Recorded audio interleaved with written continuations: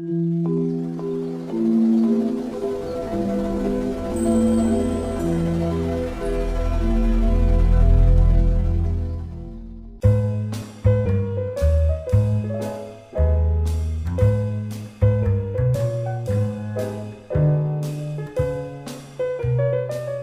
si on osait l'inégalité pour assurer l'équité? C'est écrit en anglais. Eh oui. Ouais. Donc en fait, je m'appelle Alain Poté, je suis inspecteur de biologie et de géologie, mais depuis 2 ans, je suis en charge de la mise en œuvre de l'éducation prioritaire dans l'académie de Créteil. Alors, on a mis une phrase un peu provocante, peut-être un petit peu qui peut vous faire réagir, oser l'inégalité des moyens, il faut peut-être un peu préciser, pour en fait réussir l'égalité des réussites. Et donc, quelque part, ça traduit bien cette idée d'équité. Je pense que c'est important de bien placer les valeurs au cœur de notre discours, de bien placer cette idée qu'on est au cœur de la mission de l'école, de faire réussir tous les enfants, y compris ceux qui partent avec un handicap lourd au niveau social. Alors, je crois que ce qui est assez intéressant, je ne vais pas tout vous traduire parce que vous les connaissez très bien tous ici, mais d'ailleurs pour moi ça a été un bon exercice, entre parenthèses, parce que ça m'a permis de faire une traduction en anglais des 6 priorités du référentiel de l'éducation prioritaire. Peut-être qu'un jour ça me servira, mais en tout cas ce qui est sûr, c'est plus la démarche de cet outil que cet outil lui-même que je voudrais vous présenter.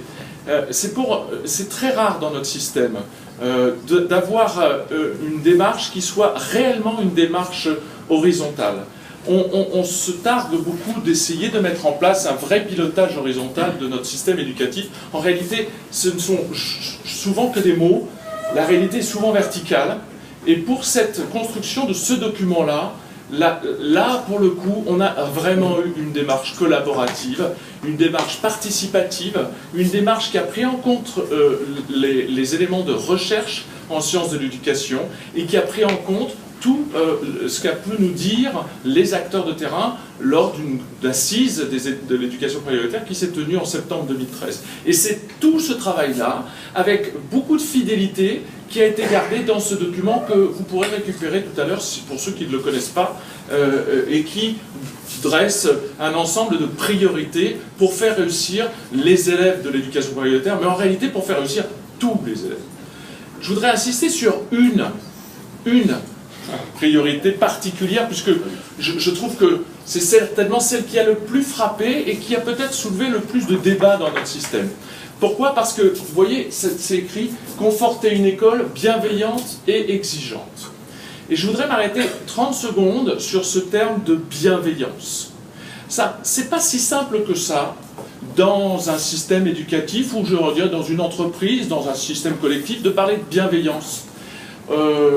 Pourquoi? Parce que, en réalité, on l'oppose beaucoup à d'autres termes, comme malveillance. Et quand on interroge les acteurs de terrain, ils nous disent « mais moi je suis bienveillant, il n'y a pas de problème, évidemment je suis bienveillant ». Et on n'est pas en train de dire qu'il y a de la malveillance, mais quelquefois, je dirais pour un certain nombre d'éléments, on ne se rend pas compte de ce que produit ce que l'on fait, des espaces dans lesquels on travaille, des exigences que l'on a en termes de violence pour certains adolescents, de certains enfants des territoires de l'éducation prioritaire. Alors, je voudrais juste bien placer et bien caractériser ce qu'on met sous le terme de bienveillance. En fait, la bienveillance, c'est surtout avoir de l'ambition. C'est surtout avoir de l'ambition pour ces enfants-là. Ça, c'est vraiment essentiel. Avoir de la bienveillance, c'est leur permettre d'avoir une orientation qui est choisie. On sait qu'aujourd'hui, c'est un grand défi, cette histoire d'orientation. Il suffit d'écouter les jeunes qui ont lancé des pierres sur le lycée à Tremblay. Ils disent une chose, ils disent « moi, je n'ai pas choisi mon orientation. Je me suis retrouvé là, mais je n'avais pas choisi d'être là. » Et puis en post-bac, c'est pareil. Je n'ai pas forcément été là où je voulais aller. Donc cette orientation choisie, c'est aussi de la bienveillance. Ce n'est pas forcément de l'orientation vers des voies d'élite, mais c'est le respect et l'exigence de respecter ces orientations. Je ne vais pas tous les passer, mais vous voyez que c'est des éléments très importants, et je crois que revenir sur le statut de l'erreur aussi, ça c'est quelque chose qui est fondamental. John Hattie, qui a étudié beaucoup de choses pour savoir quelles étaient les pratiques qui étaient les plus efficaces pour faire progresser les élèves, a montré que la pratique la plus essentielle, c'est le feedback, c'est le retour, c'est le travail sur les erreurs. C'est ce qui marche le mieux. On le sait, ça a été étudié à partir de 50 000 études sur des élèves, on le sait, c'est quelque chose qui est essentiel. Or, on voit bien comme c'est difficile de l'inscrire dans les pratiques aujourd'hui. Alors, je voudrais juste aussi bien clarifier cette idée de bien-être. Vous voyez qu'à côté de la bienveillance, il y a le bien-être. Et pour l'éducation prioritaire, aujourd'hui, on a lancé 2 programmes. Enfin, un programme, non, c'est pas le programme de faire l'arbre, hein. Ne vous inquiétez pas, on va le faire. Mais ce qui est surtout important, c'est de se dire que pour apprendre, il faut être dans des conditions qui permettent d'apprendre. Pour enseigner, il faut être dans des dispositions et des positions qui permettent d'enseigner. Et ça, c'est quelque chose qui est relativement peu interrogé dans notre système et qui, on voit bien d'ailleurs, est un petit peu suspect quand on aborde cette question-là. Alors, ce que je vous propose juste de faire, c'est de vous lever.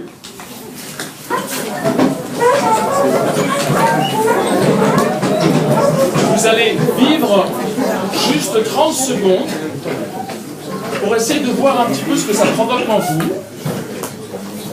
Évidemment, je ne suis pas sophrologue, hein, qu'on ne se méprenne pas. C'est ma collègue sophrologue qui m'a donné. Alors, regardez bien. Vous allez vous écarter légèrement un peu les jambes. Abaisser les épaules. Sentir vos épaules qui sont lourdes. Mettre les bras le long de votre corps.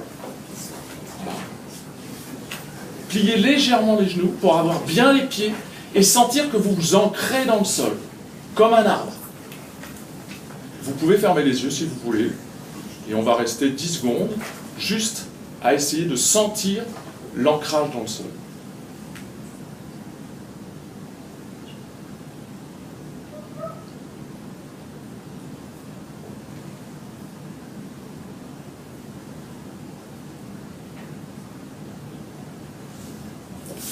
Voilà.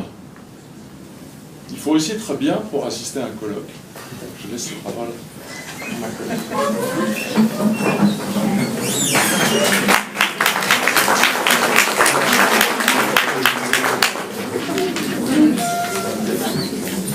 Très rapidement, alors je suis Aurélia Truon-Combe, je travaille dans l'horizontalité justement par rapport à ces principes de l'éducation prioritaire en tant que formatrice et coordinatrice de réseau d'éducation prioritaire. Pour que justement on conforte une école bienveillante et exigeante, eh bien ça nécessite du travail en réseau. Donc effectivement les écoles, de la maternelle au collège, donc du parcours de l'élève de l'entrée vers 2-3 ans jusqu'à 14-15 ans, eh bien les équipes travaillent ensemble autour du parcours de l'élève. Très rapidement, eh bien travail en réseau, qu'est-ce que ça veut dire? Ça veut dire 4 axes. Le premier axe, effectivement, eh bien, c'est de créer des connexions, de créer des liens autour des élèves. Et du coup, il y a tout un développement de projets pédagogiques de liaison de la petite section jusqu'à la 3e. Deuxième point, pour qu'on fasse réseau, eh bien, il est nécessaire de partager nos pratiques. Et donc, il y a des temps de rencontres, de co-observation, d'échanges, pour qu'en effet, un enseignant qui enseigne en petite section ou en 3e ou en CM2, etc., puisse partager justement leurs gestes professionnels.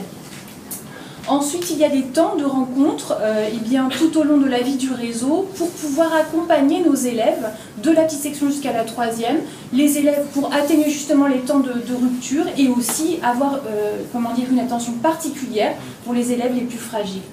Et enfin, le dernier point, eh bien, c'est des temps de formation commune, où on a bien des formations d'équipe, d'établissement, mais des formations aussi de réseau, encore une fois de la maternelle jusqu'au collège. Voilà. Merci.